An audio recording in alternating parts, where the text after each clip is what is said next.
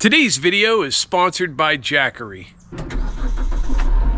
So welcome back to Outdoors with the Morgans. I know it's early, but I'm just gonna do it.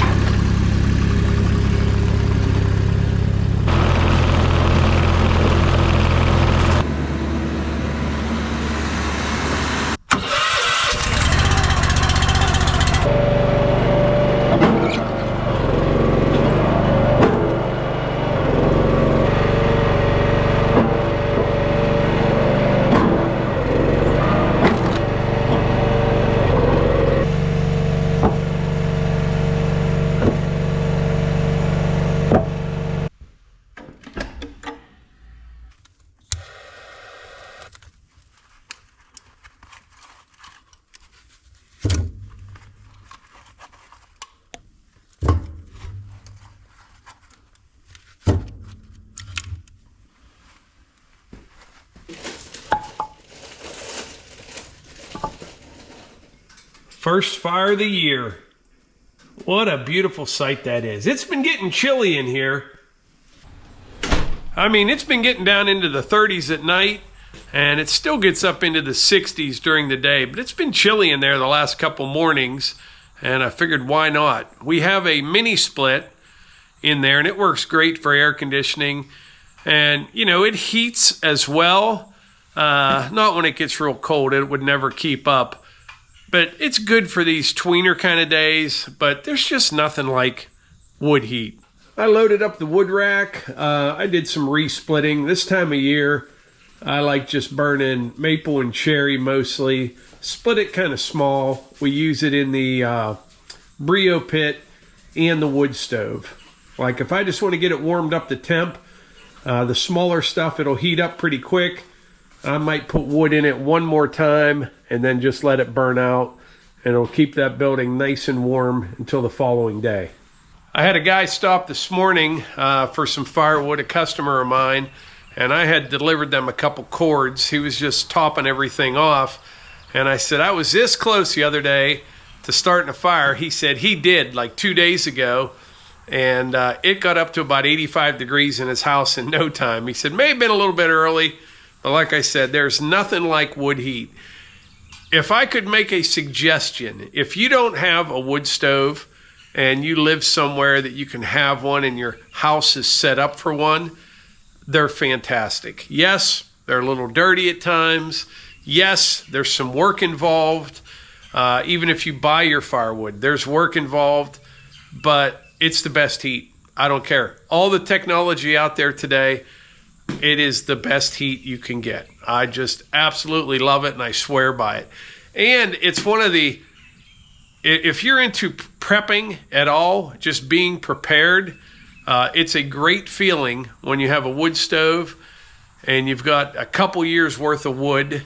You know, no matter what, you and your family are going to stay warm, you know, and they're not hard to maintain. You know, have a couple extra fire brick laying around, clean your chimney, and anything that goes wrong with it, it's pretty easy to fix. So I need to go get some stone, and I'm going to go to a place that I've never been to before. This would be the closest quarry to my house. Normally, when I go get some stone, you know, myself, don't have it delivered, I go to a local stone yard. It's not a quarry. So in other words, they have to haul it from the quarry to the stone yard. Well, it's Saturday. They're not open now. And I've been wanting to run up to this quarry. It's about a half hour away. And I'm just trying to figure out if it's worth doing. You know, when you need a triaxle load, you just call and order it. But I don't need that much. And I just kind of wanted to see the place, how much it is per ton when I pick it up compared to what I'm paying down here. We'll just have to see. Now this is what you call a wasted trip. You got plenty of beautiful limestone here. Bunch of people working. Someone's running a hoe ram over there. Saw a rock truck, but the scale house is not open. Website says they're open today. I called 2 phone numbers on the website when no one was at the scale house. First one was some guy that no longer works here. Second one, he didn't answer. So I text him right after that. I said, is the scale house open or closed? He said it's closed. That's it. So they're not open, even though their website says they are. Although there is a nice D11 dozer. Little drill right there. I used to run one similar to that, but it was a Ingersoll Rand. About the same size as that one. Lesson learned, I guess.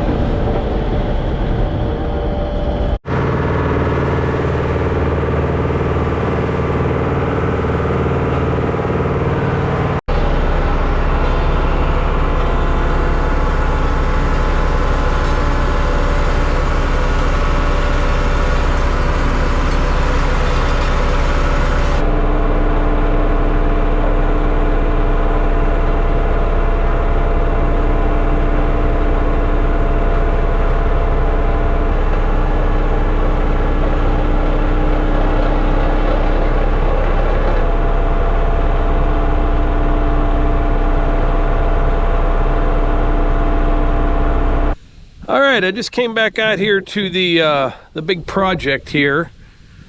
Got this road all rolled in, looks really good. And by the way, every time I spread stone, I get comments from people saying, why don't you just have the driver tailgated on? It wouldn't look like this when you were done. I don't care how good a guy is at tailgating, you know, it's putting the same amount of stone on throughout. But when I'm spreading the stone and using the land plane, you know, there's places where I might need 2.5 inches of stone. There might be places where I need 4 inches. I'm talking about the 2A on top. And if you tailgate it on, it's going to put the same amount of stone throughout, right? And, you know, there's nothing wrong with that. People can do whatever they want. I just prefer doing it this way because it ends up looking like this. I can put as much stone on where I need it, and then when I roll it, it's exactly the way I want it. Did you ever see those videos on YouTube or Facebook of people that can really tailgate stone? It's a shame because normally when they're doing it, like a homeowner will have them come out and they don't even like strip the topsoil. It would be like taking a triaxle and a load of rock and just running across this field with it and put 4 or 5 inches of stone down, and they think they have an instant driveway. But in reality, that is just like driving down the road and throwing $100 bills out the window, because it's just not going to last. You can't build a road on top of topsoil. It's just, well, I mean, I guess you could if you put 2 feet of rock on it or something, but it's just going to sink out of sight. It's going to pump. It's just going to be a mess. But anyway, right now I need to do the final grade on the pad. It won't take much. It's real close. Roll it and then put this 2B limestone on the pad. All right, I just shot all over the pad with a laser. That's on grade, that's on grade, that's on grade. That is. I need an inch right here. That's on grade, that's on grade, that's on grade. The low end down there, you can actually see it roll off. I need 2 inches, 3 inches, 1 inch over there. It's real close. So I'm gonna put a little bit more down in here. I can shave a little bit off out there on the far side. That's off the building pad. Bring that material over. Got a little bit of dirt left over there. Just a tiny bit of 2A limestone I'll sprinkle on. Then we'll roll it. Then we'll put the 2B on.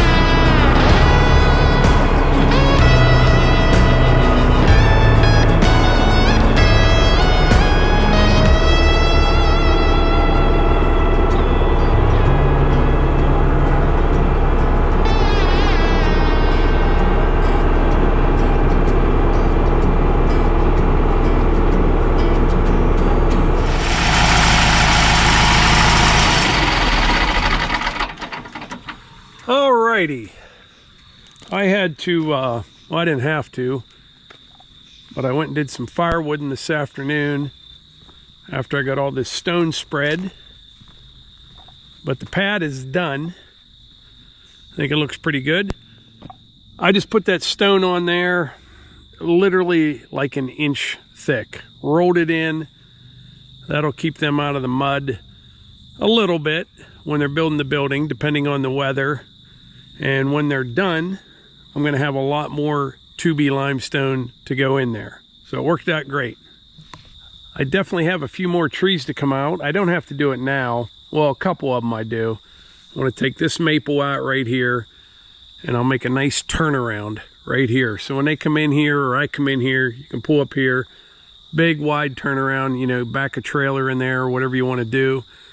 I would like to leave this oak tree for the duration, and I think I can. It's a nice tree. It's got some slight lean to it away from the building, so that'd be a nice one to keep. A couple little ones right over there need to come out. But yeah, it's coming together. I'll need some more stone for this in here. Kind of glad I ran out when I did though, because I have some work to do in here. But that'll be good. But anyway, I'll report back tomorrow morning. All right, it is first thing in the morning, and I'm making breakfast on the Blackstone. We cook more on this and the Brio pit with the searing than we do in the house.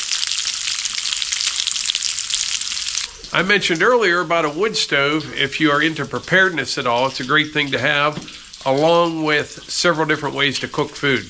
Here in a little bit, I'm going to show you something else that's a must-have. Look at that bacon, huh? This thing stays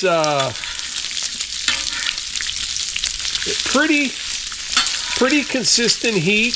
The center is always a little bit hotter than the sides, but you can kind of use that in your favor, you know? Couple eggs, little toast. All right, we just finished up breakfast, and just like yesterday, got a nice little fire going in the wood stove. Nothing crazy, just enough to take the chill off. So far throughout today's video, I've touched just a little bit on preparedness on and off. And if you've been following our channel for a while, you know that I'm a huge fan of Jackery products, which happens to be the sponsor of today's video. Now, every time I do a video talking about Jackery units, I get questions in the comments and I get emails asking about which one would be best for someone's needs. Well, that depends. Now, if you're looking for something specifically for home backup in the event of a power outage, I would say start looking at the 3600 plus or the 5000 plus. Now, if you only need power for a few essentials like a fridge, lights, a router, things like that, I would lean towards the 3600. It's more than adequate, it's cheaper, lighter, and easier to manage. Now, if you're looking for backup power for heavier loads, I would lean towards the 5000 plus. And I'm talking like HVAC, your oven, well pump, things like that. The 5000 plus is a stronger pick for sure. Now, both units are expandable, but the 5000 plus would be a better pick if you wanted to grow your system into full home backup power.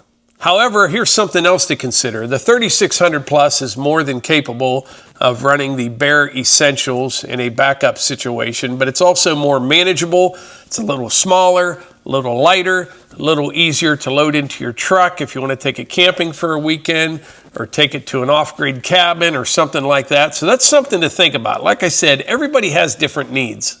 Now, if your electrical loads are light, but you need long run time, like multi-day, both can hold up. But with expansion, the 5000 generally offers more cushion. Neither one of them would be a wrong choice. They both have their sweet spot and they have a lot of overlap. But basically, it comes down to this. Choose the 3600 plus for mobility, essential backup, and smaller loads. Choose the 5000 plus for whole home power and maximum expandability. Both units come with Jackery's reliability and solar capability. They're just a fantastic product. If they weren't, I wouldn't be here talking to you about it today. You know, I have three, I thought two, but I have three gas generators that I haven't used. Not once since I got my Jackery units. These are just cleaner, quieter, no mess. You don't have to worry about them starting. They're just a great product and they give you peace of mind. But anyway, if you want more information, there will be a link in the description. Check it out.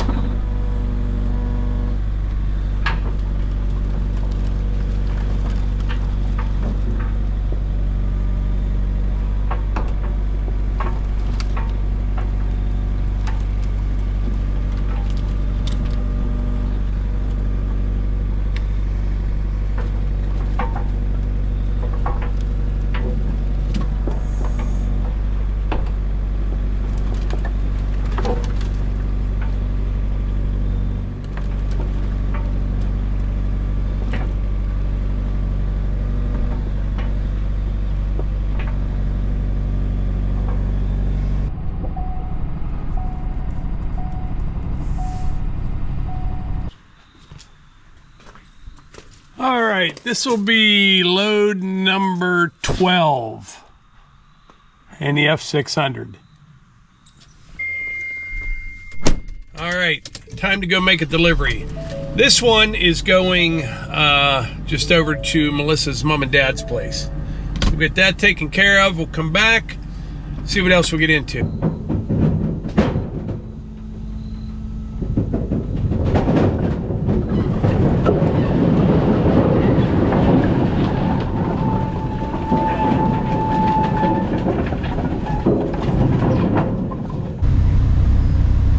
Just got back to the house. We're gonna run out here to the clearing.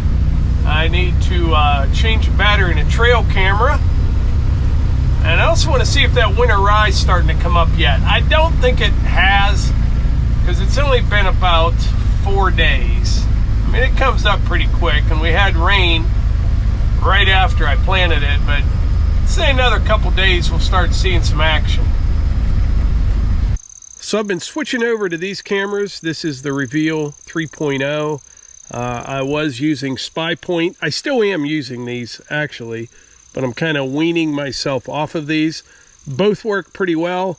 I just like the Reveal better, and it sends you pictures so much faster than the Spy Point. Almost instantaneously. So for security purposes as well, I would highly recommend the Reveal. Pictures come in quick.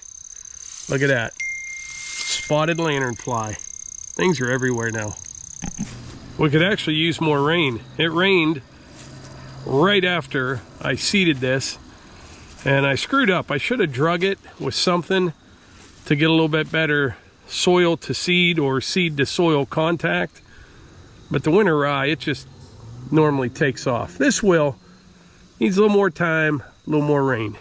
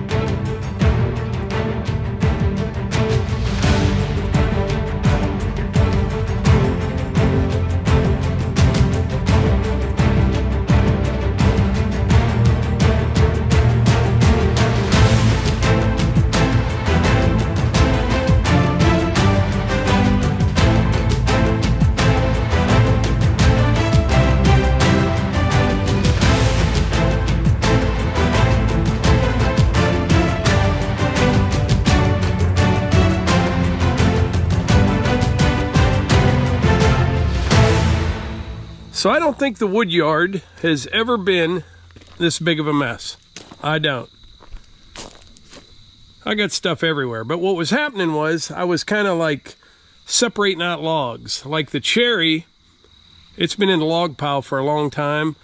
I run that stuff through the processor. It will be ready to burn this winter. You know, not next month, but easily December, January, February. I checked everything. It's like 22% moisture content is the highest that I could find. So in other words, I separate out all the cherry. Next, maple. That will be for next year. That stuff will go out early in the spring for next fall. And then we'll do more oak and hickory and stuff like that. All those baskets over there on the other side of the bunker, that's all next year's wood. That's all oak, hickory, stuff like that. But I got stuff scattered everywhere. This is my debris pile that comes out of the tumbler. There is some usable wood in there, but that is all going to go in the fire pit. I know that'll freak a lot of people out, but that's just the way it is. And if you're wondering why I parked the mini skid like this with the forks up in the air, I'll show you. That's my tripod for the time being. I use stuff all the time. Sometimes the excavator, whatever. I've got a magnetic mount on this camera. So wherever I need a tripod, I got one. But I was talking earlier about preparedness. I'm not going full-blown prepper mode, but it's my goal to be better prepared for everything. And a lot of that has to do with our son, Hunter. And I've mentioned this before. You know, he has autism. He's nonverbal. So you try to keep things as normal as possible. He doesn't like change, you know? It's hard to explain to him if the power is out, why the lights don't work, you know? He doesn't care. He doesn't care that a tree fell on a power line 2 miles from here. So that's where like the Jackeries come into play. And I don't know what it is about me. I just always have been kind of like this, but for some reason, I'm kind of getting more and more into it.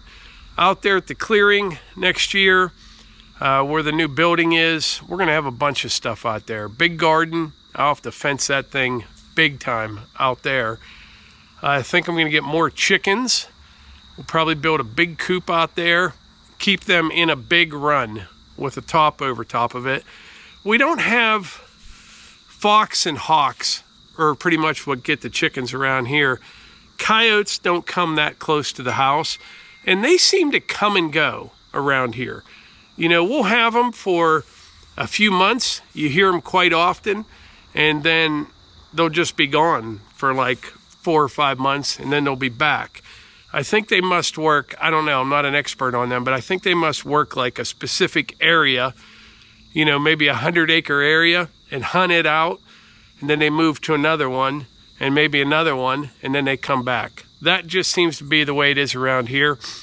I haven't heard one for probably 6 months, you know, well, who knows. But the hawks, there's way too many of them out there. They're everywhere, all different types, and they get the chickens, they do. All right, it is first thing in the morning. I just went for a little ride in the side-by-side just to kind of see what's going on out here in the woods. Saw a few deer, a couple turkeys, and I'm headed out to the clearing right now. I was just sitting out here checking the weather, trying to make plans for the next couple days. Everything is based on the weather around here. I've got a few more trees to clear over by the building site. I got to get the wood yard cleaned up. It is a disaster. I mentioned that last night. I need to saw some lumber as well. I got to get to the cabin. Got all kind of things going on. But before I wrap this video up, I want to talk about something. When I publish a video, I always know what some of the comments are going to be. You know, what the general vibe in the comment section is going to be. And I've been doing this for 7 years or 8 years. I don't even know now. And I just always know, you know. Well, last week, a little over a week ago, I published a video. I never saw it coming. I didn't. I did a video, and it was on a Friday afternoon, and I don't normally publish videos on Friday afternoon. And I put it out there, and I titled it Emergency, I can't remember now, Emergency Unscheduled Video like everyone needs to see, or something like that. And as soon as I published it, I saw a comment like 5 minutes into it from a guy about me using emergency in the title, and he thought something happened to one of us or something. And I said, I thought to myself, I kind of get that, you know. So I changed the title, and the title was just Unscheduled Video, something about, I wanted everyone to see the video. And I got, the comment section exploded. Normally, every video that I publish, there'll be 4 or 5 people that just will say like nasty things, and I don't care, you know. It happens, and I don't block people. The only time I block anyone from our channel is if they say bad things about somebody that I have in one of my videos. I'm not going to put up with that. I don't care what they say about me. But this video, I got ripped apart in the comment section, and I was shocked. I had no idea why. I couldn't figure it out. I still don't really understand why. And the comments just kept coming. And the thing is, there's a lot of people that are usually pretty nice people that were just nasty and saying it's just a commercial, because I talked about the Diamondback bed cover and the giveaway that they were having. Well, I want to tell you the rest of the story on that video. I didn't get paid for that video, not a nickel. I did that as a favor to Diamondback because they're a great company. I did a video out there before. You can see it for yourself. And I did it because I thought it would be great for one of our viewers to win a new $2,500 bed cover. Wasn't a sponsored video. If it's a sponsored video, at the beginning of the video, there'll be a little thing that says sponsored video. That means I'm getting paid to say that. This was something that was kind of quick. I was down at the woodyard. I would rather have just kept running the firewood processor and not even make a video. That's what I was doing. And I thought, you know what? They're having that giveaway. I need to mention it. So I grabbed my camera. I did a video. Took me an hour to edit it, put it on there, with the hopes that one of our viewers could win a new bed cover. And people got so mad about it. And I still don't understand why. You know, Mike will do anything for money. I didn't even get paid. It was just trying to get someone a bed cover. I don't understand it. And the thing is, what was weird is I've done like 2,300 videos over the years, and just how some people, not all, you know what I mean? It's still the overwhelming majority of people were okay with it, but man, how some people would just turn on you like that. So I learned my lesson. I did. I'm not like, I thought it was a great idea that someone could win a bed cover. I don't, you know, I won't do that anymore. That's for sure. And when it comes to blocking people, I think I'm going to go back. I think maybe we'll do like a 3-strike. We'll do the baseball way, except instead of 3 strikes, 1 strike, you're out. And it'll just be for the ones that, I didn't even mention this. So after I read through all of these comments, then I went to held for review comments. And if you don't know what that is, on my analytics page, I can see all the comments, published comments. Well, if people swear or say bad words or try posting links in a comment, it'll get held for review. And the reason for the links is if you don't, the whole comment section will just be spammers and things putting goofy links in there. So they get held for review, and any bad words get held for review. So after I read through all these comments of people going nuts, triggered, they were just distraught over that video, I made the mistake of going to the held for review, and that's where they really got nasty. So the other night was the first time in a long time I cleaned house. I think I whacked about 15 people, blocked them. But I don't understand it, and not everyone's gonna like every video, but just the nastiness, I don't know. I don't get it. That's not how my head works. If there's a video that I watch from someone that I don't like, I would never dream of voicing my displeasure in such detailed, it's unbelievable how worked up people get over nothing.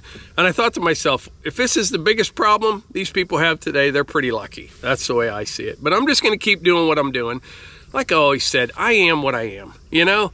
And some people like it, some people don't like it. But the ones that get nasty in the comments, I don't think they're going to be with us much longer. I'm just, you know, I invite people in here. Everyone says, well, you put stuff on the internet. That is no excuse for just being rude and nasty. You know what I mean? I'm not, you know, I've mentioned it before. I look at it as like when we used to have our big 4th of July party. You invite people in, and if someone's real rude and nasty and you don't want them there, well, I don't want those people here. So that's what we're going to do. Baseball rules, except instead of 3 strikes you're out, 1 strike.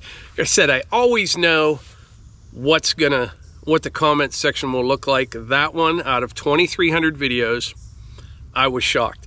And I was answering some of them. I said, I didn't get paid for this video. If that matters, but I didn't get paid for it. I just wanted to see someone win a bed cover, and I did it as a favor to Diamondback. And then this guy's like, well, you should have explained that in the video. And then he called me some name again. I'm like, I don't have to explain myself, and I'm not going to explain myself. Like I said, some people like it and don't. When I get a little bit political, I know the same people are going to say a bunch of things. I don't care. If they don't understand, they don't understand. They don't know what they don't know, you know? But that's about all I have to say about that. So to review, I did the video as a favor to Diamondback because they're a great company, American made. And I was hoping someone wins a $2,500 bed cover because they're freaking awesome. They're a great bed cover and I love them. I just hope it's not one of the people that left one of those nasty comments. Think of that. They're probably typing away and then entering to win the bed cover. Whatever. They're out there. You know, every day we pass people on the road like that. What they need to do, what everybody needs to do, all right? I don't care who you are, where you live, what line of work you're in, what your current situation is. Everybody needs to get outside. I mean, if you get outside in a place like this, look at some trees, smell the fresh air, look at the sun coming up over there, hear the birds chirping, the squirrels clucking. How could you possibly be in an environment like this and leave a nasty comment like that? There's a deer over there watching me. I'm going to try to get it on my phone. See what it is. I think it's a doe.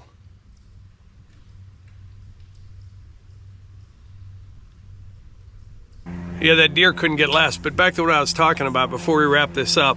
I said I always know what the comment section is going to look like, especially when I post a short. There's this one guy, he just hates shorts. And if I publish a short video that's in the vertical format, there will be 3 comments from him about how horrible they are. Why would I ever do that? You don't edit those on your phone, do you? I don't even know what he's talking about. And he gets so worked up. And I don't ever remember forcing him to watch one of our shorts. I don't know. How could you get mad about that? What goes through someone's head? I don't understand it. It's like going to a restaurant and you hate spaghetti, and then you order a big plate of spaghetti and then you complain about it. I don't know.